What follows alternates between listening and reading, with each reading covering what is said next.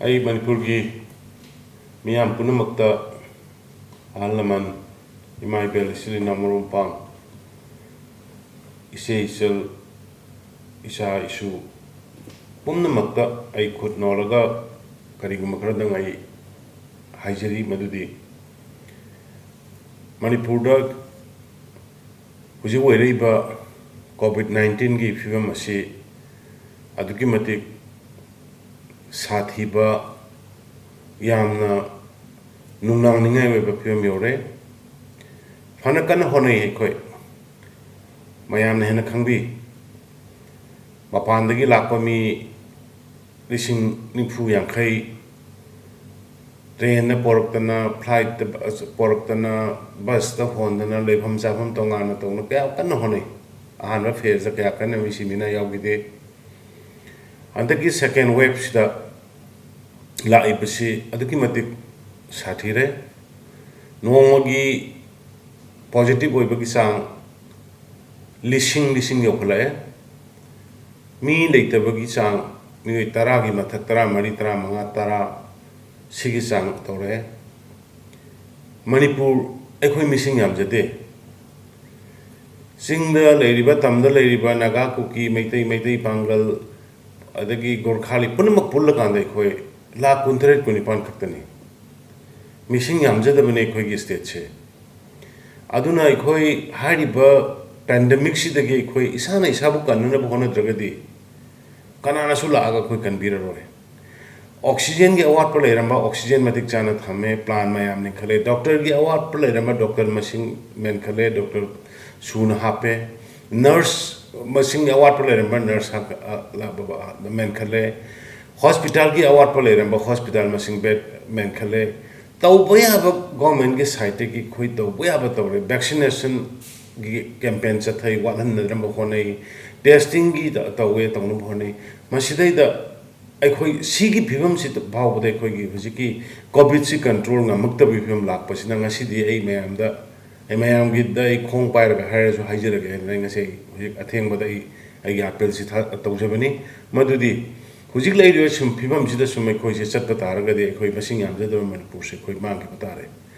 अदुना अखोई कुपना consultative committee joint committee अदुगा लेरिबा अखोई की एक्सपर्ट सिंग मैम तानर मतुंगदा एटलीस्ट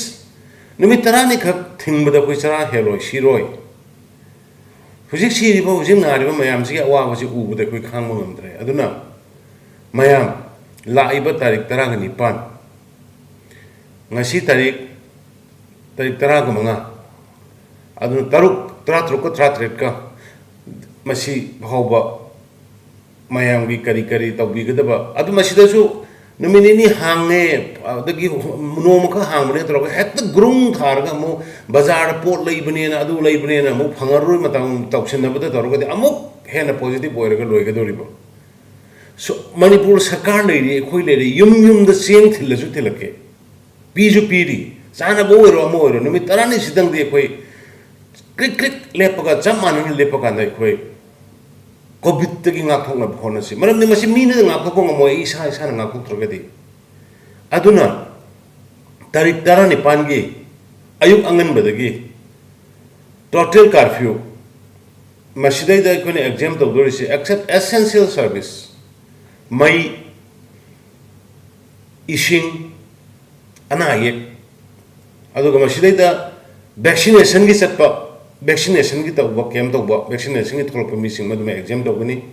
अदुगा टेस्टिंग की हाउस टू हाउस चलेबा सीमा एग्जाम तौगनी अदुगा तारीख 23 मुस्लिम इसिन नाउसिंगी ईद की ताई मसी धर्म की ओइबा पोनी मसीददी ईद की ओइबा मरी लेनो धर्म सिगा मरी लेनो मिसिंग कोई रिलैक्स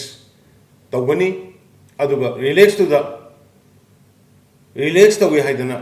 मैम हुप्पगा पुल्लगा तौबदि तौबिगनु एसओपी फजन ngaga id pangthokpiu aduga ataydi chap chana tarik 15 dagi numit 10 sida khoi chap manana sarkar na haibagi nataba isa na khangna khoi covid sidagi kanladi khoi se isolate toroga khoi tongan apan thokna tumin lerakanda kan mi unadra kan khoi covid sidagi kangedabni haibase madu isa gi wakhalda phawbiraga lamdam sigi pai sai se no marom phang mayam amukta di aikhoi hairba covid se ke koi kanchi atopa state yamna phanagre masa masa no section na badagi masa masa na section country kaya masi european cup brazil gi marks up na thoga sanagre masa na section na badagi aikhoi gi north east laiba adu maroi na manipur da laiba variant se delta variant ne yamna launa ganba aikhoi no home kano testing hujik thari se home testing tawbus da phangiba positive mayam se masi haidok ta na leiram mayam ama yum da sidoi or horen soron ba yadre har kanda kano do khogi oxygen do yang khai da ngai re humbu da ngai re kanda hospital pukul ko ni kan manga moi doi ni adu ngasi mass testing se da phangiba positive oiba sing mayam se khoi no se isolation da ccc da covid care center da khoi thammi adu ga lapthok na halli aduna please ay amukana mayam dai khut no laga haijari lai oirei ba film se khoi missing yam jada ba khoi gi state ni jingdam pulga khoi lap puntre kunipan kuntha muktani masi se no magi hujik oirei ba positive no magi hujik le sirai ba mi gi sigi chang se gi anga ga di ai khoi kui roi aduna amtang di tabiyo amtang di yabiyo naharol sing he tongna gumsi football sana bodo matam khita lepiyo boli sana bodo matam khita lepiyo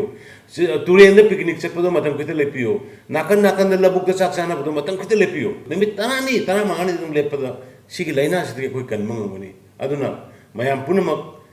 laiba tarik tarani pan sigi di waru bigano aduga police sing security forces including Assam Rifles CRPF ai loina sena gani MR lairak ta lekai da police ngakani